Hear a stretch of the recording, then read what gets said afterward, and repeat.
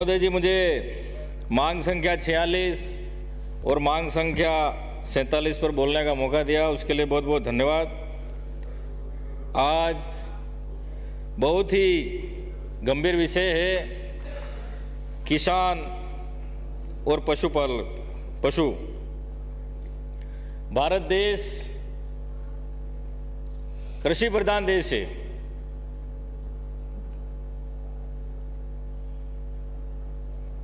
भारत गांवों का देश है। गांवों में अधिकतर किसान खेती करता है, उस खेती पर निर्भर रहता है, उससे अपनी आजीविका चलाता है, अपने परिवार का भरण पोषण करता है और कुछ अधिक फसल, पकी हुई बची हुई फसल वो बाजार में बेचकर अपना परिवार का पेट पालन करता है। लेकिन हमारे जो विपक्ष के साथी, विपक्ष की पार्टी भारतीय जनता पार्टी ने किसानों के साथ अन्याय किया है। भले मोदी जी हो, 3 काले कानून इन्होंने बनाए लेकिन लागू नहीं करा सके। किसान एक साल तक दिल्ली की सड़कों पर धरने पर रहे।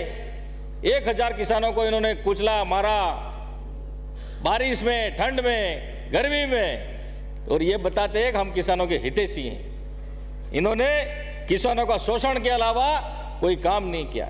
हमारे राजस्थान की सरकार ने, लोकप्रिय मुख्यमंत्री अशोक गहलोत जी ने, जो कोऑपरेटिव बैंक में जो मिनी बैंक होती है उसमें किसानों के 10 दिन में उनका कर्जा माफ किया। लेकिन आप मोदी जी से कर्जा माफ नहीं करा सकते। हमारे विपक्ष के साथी कह रहे हैं कि कुछ नहीं किया, तो मांग क्यों कर रहे हो भाई? कोई मांग कर रहा है कि हमारे कृषि महाविद्यालय खोल दो, कोई कह रहा है कि हमारे पशु स्वास्थ्य केंद्र खोल दो। तो सरकार काम ही नहीं कर रही है, तो किस बात की मांग कर रहे हो आप? तो आप खाली गाय के नाम पर वोट मांगते हो, लेकिन किसानों का और पशुओं के हितैषी नहीं है। मैं माननीय सभापति जी, मैं कहना चाहूंगा कि गत इनकी सरकार थी और आज हमारी सरकार है। मैं तुलना करना चाहूंगा कि इन्होंने गत सरकार में क्या काम किए, कितना बजट दिया, और हमारी सरकार में 2 साल कोरोना था, उसके बाद भी ये 3 साल मानूंगा मैं, तो इतना विकास किया है। फसल बीमा योजना अंतर्गत पॉलिसीज वितरण संख्या गत वर्ष की 5,45,00,000 और अभी वर्तमान की 8,80,00,000। ये विकास हुआ है या नहीं हुआ? उसके बाद फसल बीमा योजना अंतर्गत राज्यांश प्रीमियम राशि का भुगतान करोड़ों में 3,376 करोड़ आपके कार्यकाल में, और अभी हमारी वर्तमान सरकार कांग्रेस के कार्यकाल में 10,771 करोड़। तो ये क्या काम नहीं हुआ है? उसके बाद फसल बीमा योजना अंतर्गत वितरण बीमा क्लेम राशि आपके कार्यकाल में 7,177 करोड़, हमारी सरकार में अभी 18,500 करोड़। तो ये देख लो कितना अंतर है, कौन काम कर रहा है, कौन नहीं कर रहा है। आप जनता को बेवकूफ मत बनाओ, जनता सब समझ रही है। ऐसे ये कई काम है। पशुधन बीमा योजना को 2018 से बंद कर दिया आपने। हमारी सरकार ने बीमा योजना को पुनः प्रारंभ किया गया तथा वर्ष 2023-24 के लिए की गई बजट घोषणा में मुख्यमंत्री कामधेनु बीमा योजना के तहत प्रदेश के 20 लाख पशुपालकों के 2 दुधारू पशुओं का 40,000 रुपए का राशि का पशु बीमा किया जाना प्रस्तावित है। ये काम कोई कर सकता है तो कांग्रेस कर सकती है, ये कोई काम कर सकता है तो अशोक गहलोत कर सकता है। आप खाली बातें करना जानते हैं। मैं माननीय सभापति महोदय, किसान पूरे देश का पेट पालता है, सभी वर्गों का पेट पालता है, लेकिन किसान की समस्या भी कई आती है। आज हम कितना भी धन कमा लें, कितना भी पैसा कमा लें, लेकिन हमारे पेट में 2 रोटी, किसान जो मेहनत करता है वो 2 रोटी से हमारा पेट भरता है, पैसों से नहीं भरता है। वो किसान गर्मी में, सर्दी में हर हमेशा परेशान रहता है। उस खेत में कभी फसल प्राकृतिक कोई ऐसी आपदा आ गई कहीं ओले पड़ गए, कहीं बारिश आ गई, किसानों का लाखों करोड़ों का नुकसान हो जाता है। अभी भी कुछ दिन पहले ओलावृष्टि हुई, हमारे टीएसपी क्षेत्र में भी ओलावृष्टि हुई। हमारे लघु सीमांत कृषक हैं, उनके गेहूं की फसल, चने की फसल खराब हो गई, लेकिन आज तक अभी तक पटवारियों ने, ग्राम सेवकों ने उनकी गिरदावर अभी तक रिपोर्ट नहीं दी। तो मैं माननीय मंत्री जी से मांग करना चाहूंगा कि टीएसपी क्षेत्र में जितना भी नुकसान हुआ है उन किसानों को उनका उचित मुआवजा दिया जाए। हमारी सरकार ने, आपकी सरकार ने जो टीएसपी क्षेत्र में जो मक्का का बीज मिलता था वो बंद करने का काम किया, लेकिन हमारी सरकार ने जैसे ही आते ही मक्का का कीट है जो वितरण करने का काम किया वो कांग्रेस ने किया।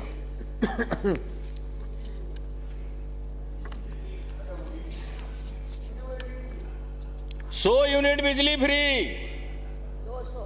और 2000 किसानों के लिए बिजली फ्री। आपके सरकार में, आपके राज में किसानों को बिजली नहीं मिलती थी।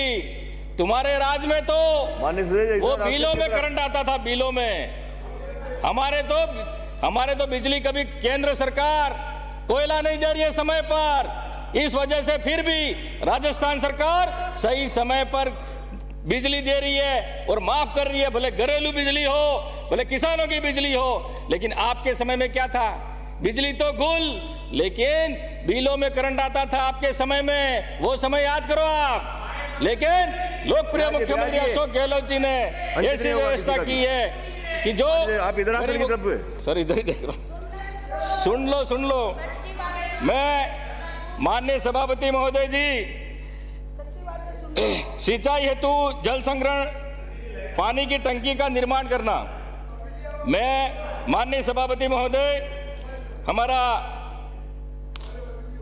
एक वो पानी की टंकी जिसमें डूंगरपुर में पूर्व वर्षों में सूक्ष्म सिंचाई प्रोजेक्ट के तहत किसानों की सिंचाई, पशुधन व स्वयं पीने के नित्य कार्यों किसानों के लिए उपयोगी साबित हुआ, जिसकी मांग जिले में सर्वाधिक है। 1000 लीटर क्षमता पानी की टंकी का निर्माण करने पर राशि 30,000 का अनुदान दिया जावे। प्रति वर्ष 1000 टंकी के लक्ष्य आवंटन किए जाएं। मैं सिंचाई पाइपलाइन पर अनुदान में वृद्धि, वर्तमान में पीवीसी पाइपलाइन पर 35 एवं HDPE पाइपलाइन पर 50 रुपये प्रति मीटर अनुदान दे। बढ़ती महंगाई में दिनों दिन पाइप लाइन की कीमतें प्रति मीटर बढ़ती जा रही है। ऐसे में अनुदान सीमा बढ़ाकर क्रमशः 50 एवं 80 रुपया किया जावे।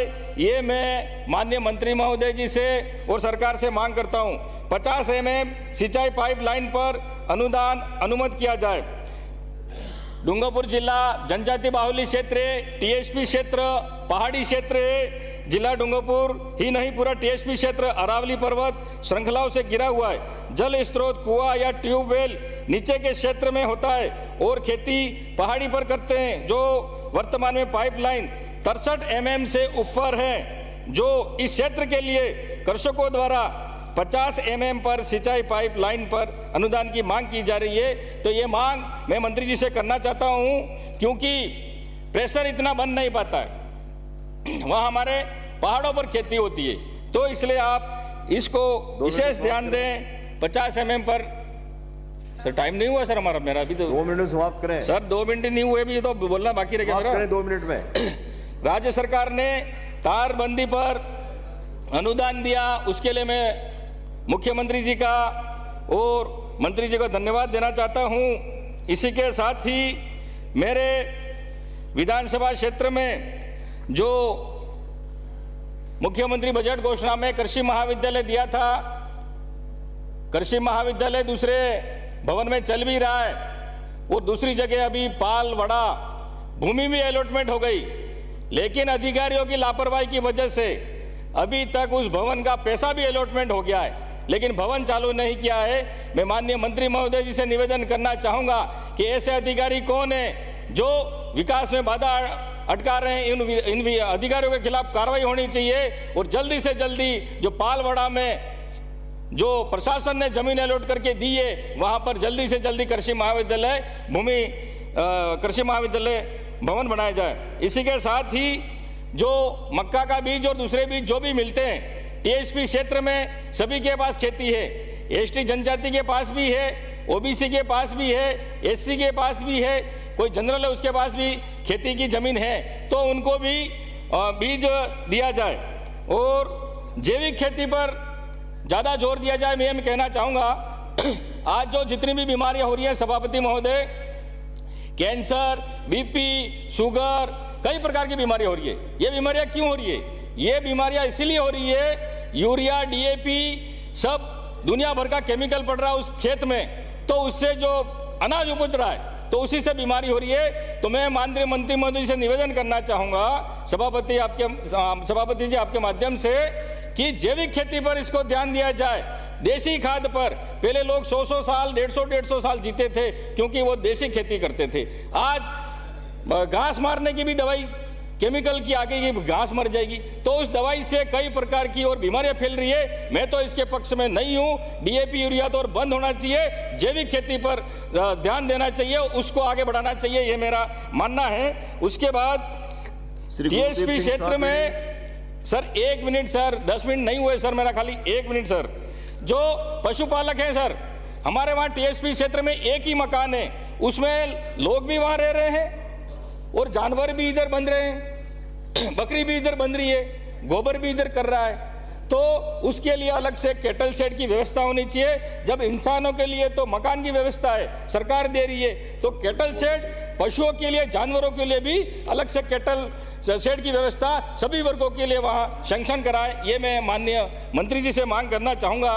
उसी के साथ आजकल जो नकली दूध आ रहा है सभापति महोदय जी, रोज हम अखबार में पढ़ते, नकली मिठाई, नकली मावा, तो इस प्रकार से ऐसा कानून बनाना चाहिए, जो नकली दूध बेच रहा है, जो नकली मेवा जो बना रहा है, उसके खिलाफ 6 महीने या साल भर तक की सजा होनी चाहिए या जुर्माना होना चाहिए। माननीय सभापति महोदय, मेरे ग्राम पंचायत में साली आधा मिनट ग्राम पंचायत